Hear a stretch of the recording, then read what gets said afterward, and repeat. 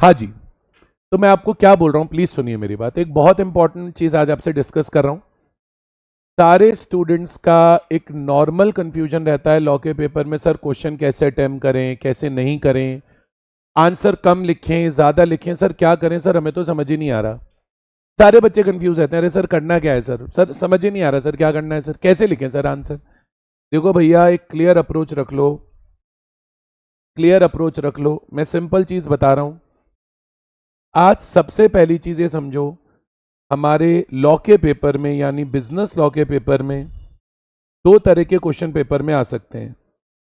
Business law के paper में या तो बेटा डायरेक्ट थ्योरी क्वेश्चंस आएंगे, या तो क्या आएंगे बेटा, डायरेक्ट थ्योरी क्वेश्चंस आएंगे। अब अगर पेपर में डायरेक्ट थ्योरी क्वेश्चंस आ रहे हैं, पेपर में डायरेक्ट थ्योरी क्वेश्चंस आ रहे हैं, तो डायरेक्ट थ्योरी क्वेश्चंस करते वक्त कुछ बातें याद रखिए। डायरेक्ट थ्योरी क्वेश्चंस करते हुए कुछ बात याद रखिए। क्या बातें याद रखेंगे डायरेक्ट थ्योरी क्वेश्चंस करते वक्त? बेटा डायरेक्ट थ्योरी क्वेश्चन करते वक्त सबसे पहली बात ये याद रखिए, डायरेक्ट थ्योरी क्वेश्चन करते वक्त सबसे पहली बात ये याद रखिए कि अपने को क्वेश्चन का आंसर पॉइंट्स में लिखना है, पैराग्राफ में नहीं लिखना है। ये एक बहुत बड़ी मिस्टेक होती है जो आप लोग करते हैं पेपर में। Please make your answer in points. Underline कीजिए अपने इंपॉर्टेंट पॉइंट्स, अंडरलाइन कीजिए अपने इंपॉर्टेंट पॉइंट्स। कोई भी डायरेक्ट थ्योरी क्वेश्चन आ रहा है, अंडरलाइन कीजिए, कोई हाईलाइटिंग नहीं करनी, कुछ नहीं करना। ब्लैक कलर के पेन से पूरा पेपर होता है, ब्लैक कलर पेन, कोई और कलर पेपर में यूज करना अलाउड नहीं होता है। ब्लैक कलर के पेन से पूरा पेपर होता है। तो अपने आंसर पॉइंट्स में लिखिए, अपने इंपॉर्टेंट पॉइंट्स को अंडरलाइन कीजिए। और सबसे ज़रूरी बात जो मुझे लग रही है, पॉइंट्स में लिखिए, इंपॉर्टेंट पॉइंट्स को अंडरलाइन करिए। उसके लिए मैं मना नहीं कर रहा हूँ। सबसे ज़रूरी बात, सर आंसर की लेंथ क्या रखें। तो अगर 1 मार्क्स का क्वेश्चन है तो 4 से 6 लाइन से बड़ा आंसर आपको किसी भी हालत में नहीं लिखना है। 2 मार्क्स 3 मार्क्स का क्वेश्चन है तो आप ऐसे समझिए, या तो हाफ पेज लिख दीजिए, या तो हाफ पेज लिख दीजिए, या ऐसे समझिए कि 8 to 9 लाइंस में अपने को उसका आंसर लिखना है। इंस्टीट्यूट की कोई क्लियर कट गाइडलाइन तो नहीं है आंसर लिखने के लिए, लेकिन फिर भी एक ये बेसिक आइडिया मैं दे रहा हूं कि हाँ भाई इतना बड़ा आंसर तो अपने को मिनिमम चाहिए। 4 मार्क्स 5 मार्क्स के क्वेश्चन है, 4 मार्क्स 5 मार्क्स के क्वेश्चन है, तो 1 पेज एटलीस्ट उस पर आपको लिखना पड़ेगा। और उसके ऊपर का कोई भी क्वेश्चन है, चाहे 6 मार्क्स का है चाहे 7 मार्क्स का है, तो करीबन करीबन 2 to 3 पेजेस उसमें लिखे जाते हैं। तो इसके अकॉर्डिंग आपको अपना आंसर प्लान करना है, इसके अकॉर्डिंग आपको अपना आंसर प्लान करना है। सेक्शन नंबर नॉट रिक्वायर्ड, याद है तो लिख दो, नहीं है तो कोई बात नहीं।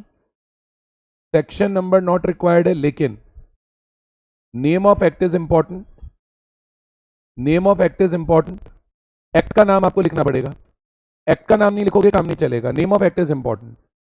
सेक्शन रिक्वायर्ड नहीं है, एक्ट का नाम रिक्वायर्ड है।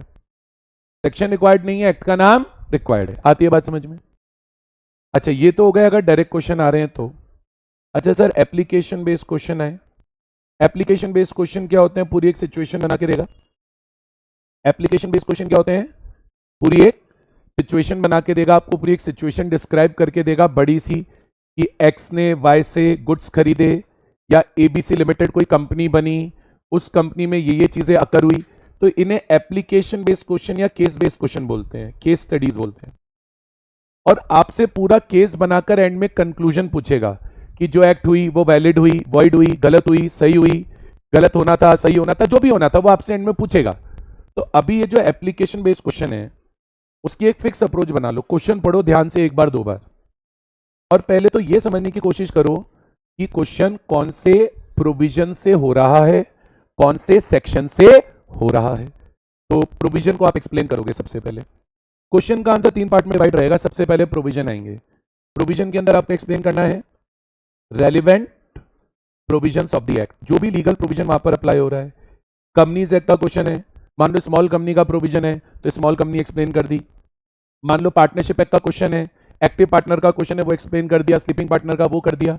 इंडियन कॉन्ट्रैक्ट एक्ट का क्वेश्चन है, इंडियन कॉन्ट्रैक्ट एक्ट में किसी पर्टिकुलर मैटर का क्वेश्चन है, वो अपन ने एक्सप्लेन कर दिया। अच्छा, अब एक बात याद रखना, एप्लीकेशन बेस्ड क्वेश्चन में रेफरेंस केसेस जो मैं आपको पढ़ाता हूं उनका नेम ओनली आएगा। जैसे कंपनीज एक्ट में अभी हमने बहुत सारे केसेस पढ़े, एप्लीकेशन बेस्ड क्वेश्चन में कभी भी रेफरेंस केसेस को एक्सप्लेन मत करिए, लेकिन वहीं पर अगर डायरेक्ट थ्योरी क्वेश्चन है तो रेफरेंस केसेस को आपको एक्सप्लेन भी करना चाहिए। समझ में आई बात? तो प्रोविजंस में आप relevant provision of the act लिखिए, साथ में कोई एक्ट अगर वहां पर अप्लाई हो रहा है, कोई रेफरेंस केस अगर कोई अप्लाई हो रहा है तो उसका नाम लिखिए, लिखना चाहिए रेफरेंस केस का नाम। फिर आते हैं फैक्ट्स ऑफ द केस। क्या आते हैं बेटा? फैक्ट्स। फैक्ट्स मतलब क्वेश्चन में क्या हुआ, केस में क्या हुआ, जो हमें सिचुएशन दे रखी है उसमें क्या हुआ। इसमें क्या करना होता है, स्मॉल समरी ऑफ क्वेश्चन बनानी होती है, क्वेश्चन को अपने शब्दों में समझाना होता है, बहुत ज्यादा बड़ी नहीं लिखनी है। कई बार बच्चे इतने ज्यादा फैक्ट्स लिख देते हैं कि पेपर एक्सट्रीमली लेंदी हो जाता है और एंड में हमारे क्वेश्चन छूट जाते हैं।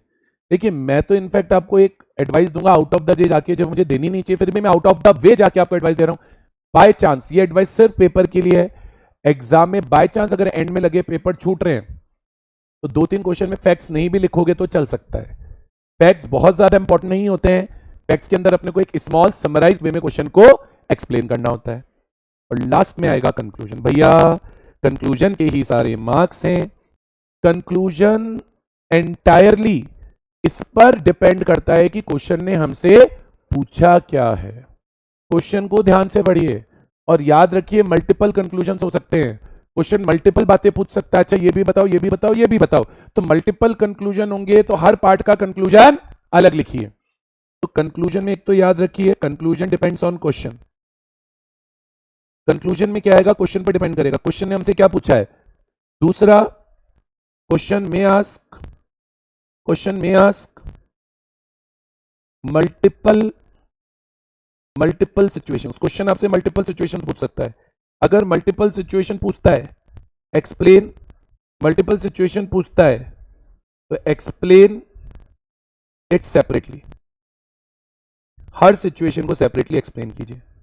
याद रखिए एप्लीकेशन बेस्ड क्वेश्चन करने की अप्रोच है PFC, प्रोविजन फैक्ट कंक्लूजन, और डायरेक्ट थ्योरी क्वेश्चंस को करने की अप्रोच मैंने बता दी है। बोलिए आया? This is how you will attempt your paper in exam depending on the questions which have been asked. Direct theory question है या एप्लीकेशन बेस्ड है, करने